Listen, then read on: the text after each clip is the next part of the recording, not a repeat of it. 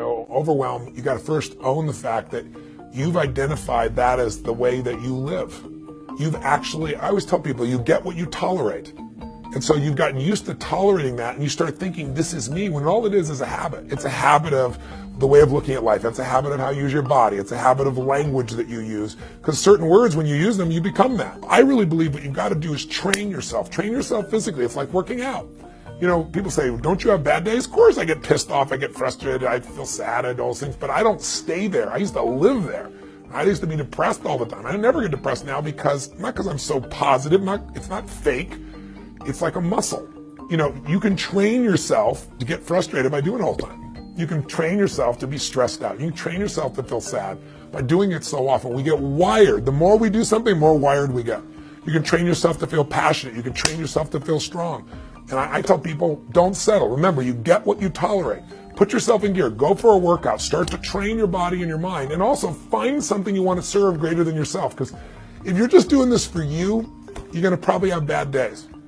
But if you're doing it for your family, if you're doing it for your community, if you're doing it for humanity, you really are, and it isn't bullshit, you're going to find a level of energy inside you. You're going to get insights you never have. I really believe motive does matter. If your motive's just for yourself, you don't get much insight. Life supports you because you're part of life. But if you're trying to support more than yourself, when you get a vision, that's how businesses grow. That's how movements happen, right? Find something big in yourself to serve, and make sure that you don't tolerate weakness in yourself. That doesn't mean you're not to feel sad, but you're not just going to stay there because you made that decision. Life's too short to feel like crap. I've decided I want to live in a beautiful state for the rest of my life. That doesn't mean I won't feel bad. It means I won't stay there because I'm in control and I can change it. So can you. Normally, when I'm trying to explain to someone what is an extraordinary quality of life, it's different for everybody, right? Really, an extraordinary life is life on whose terms for you? And so everybody in this room has a different model of the world of what that would look like. What would be an even more magnificent life? What would be an even more extraordinary life? There's only two master skills to do this, and I want to remind you of those two skills because it's still the two skills for life. What's the first master skill to having an extraordinary life? Do you remember? It's the science of achievement. If you're going to have an extraordinary life, one of the master skills for actually creating that life is mastering this. Mastering the ability to take what you envision and make it real. And there's a science to it, isn't there? There's a science to achievement. There's a science to, for example, money. I just spent 4 years, as most of you know, interviewing 50 of the smartest people on the planet financially. I learned more than I ever imagined. I got a PhD in finance from the people that control the world economy. And they're all people that were not part of the lucky sperm club. I didn't interview anybody that got it from their family by birthright. I did it with people that all started with nothing. And I began to see there's common patterns. And once you know what those patterns are, I don't care if you're young or old. I don't care what your color is. I don't care what your gender is. I don't care what country you're from. If you understand the science of building wealth, you can have abundance financially. If you violate those rules, either because you're ignorant to them or because you just don't apply them, you're going to have financial stress. There's a science to the body.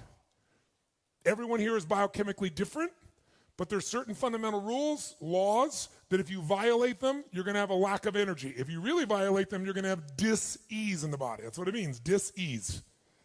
It comes from violating those rules. If you align with the rules of achievement around the body, you'll have an abundance of energy. You'll feel strong. You'll have an extraordinary body and the extraordinary energy that comes with it. So, science of achievement is something most of you are quite obsessed by, or you wouldn't get to a room like this. But there's a second master skill to have an extraordinary life, and that second skill is the art of fulfillment. When I talk about the art of fulfillment, what I explain to people always is, I didn't say science of fulfillment. Why not? Because it's different for everyone, just like art. What one person thinks is beautiful, somebody else might think is ugly.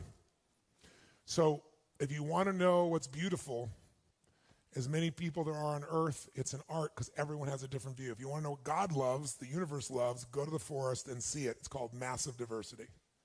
It isn't a science. It's an art. But that art, unmastered, will create an ugly life. An ugly life.